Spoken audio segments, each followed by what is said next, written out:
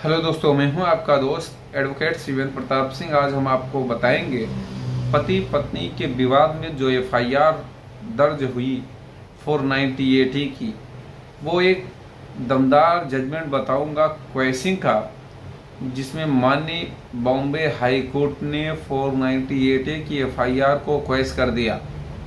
और साथ ही साथ आपको पता चलेगा कि किन लोगों पर 498 की एफआईआर नहीं हो सकती, या वर्तमान समय में धारा की बात करी जाए, धारा 85 बीएनएस भारतीय न्याय संहिता की एफआईआर नहीं हो सकती। इन केस अगर हो गई है तो उसे कैसे क्वेश कराएं, उस एफआईआर से अपना नाम कैसे बाहर कराएं, इसके बारे में डिटेल से आज हम बात करेंगे।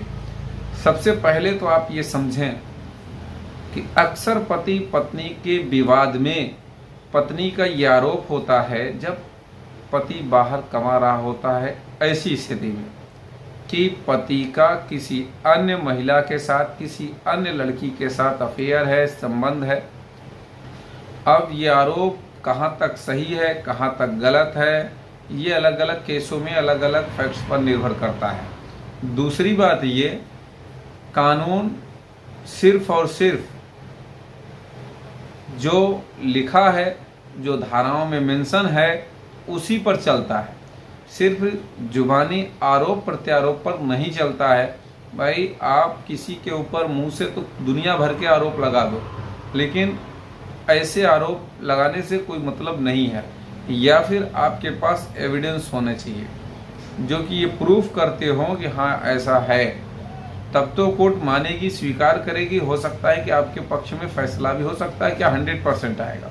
लेकिन सिर्फ और सिर्फ आरोप लगा देना, चाहे पति हो या पत्नी हो, किसी पर भी, वो गलत है। कोई पति भी अगर आरोप लगाता है पत्नी का फला जगह संबंध है, ये है वो है, तो अगर आरोप सिर्फ जुबानी है तो कोई मतलब का नहीं है। तो बात करते हैं, इस केस में भी यही हुआ, पत्नी का यही आरोप था।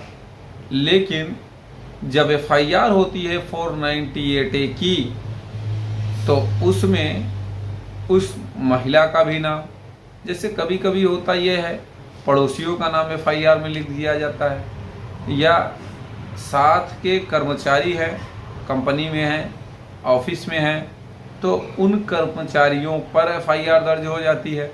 या कोई महिला कर्मचारी है, साथ में किसी कंपनी में काम कर रही, ऑफिस में काम कर रही, तो उस पर भी एफआईआर हो जाती है। एक पटना के क्लाइंट है हमारे, आर्मी मैन, उनके केस में भी यही हुआ था। उनके भाई डॉक्टर हैं। अब उन पे भी आरोप प्रत्यारोप लगा, जो उनके साथी डॉक्टर्स हैं, चाहे लेडीज हों जेंट्स हों, उन डॉक्टरों पर भी एफआईआर हो गई है। एफआईआर में नाम है 498 की एफआईआर में।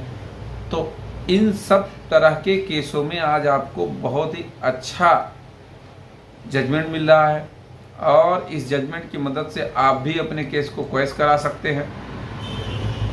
तो होता क्या है कि देखिए, 498 की धारा को पढ़िए।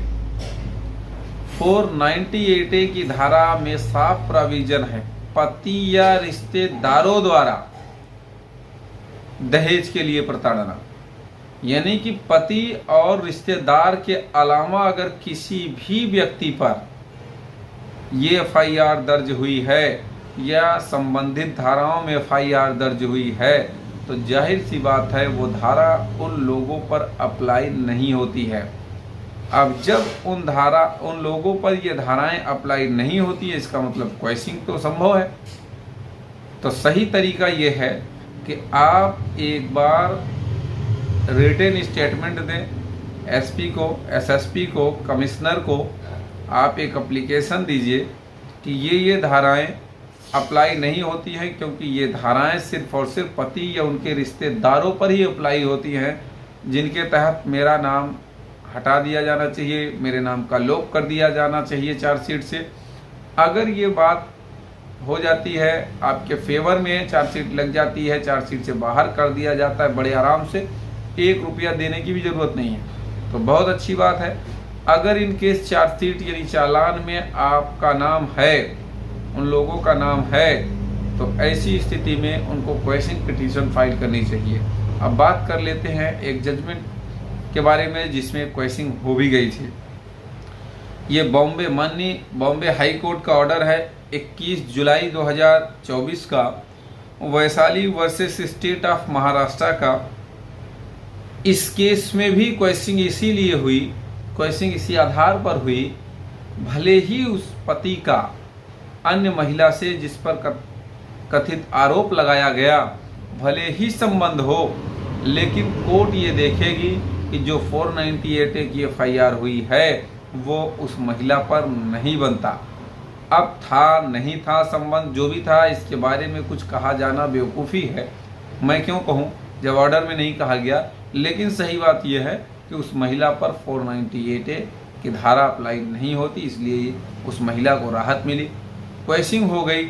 उम्मीद करता हूँ, आशा करता हूँ आज का यह वीडियो आपको बेहद पसंद आया होगा। अगर वीडियो पसंद आए तो वीडियो को लाइक करें, शेयर करें।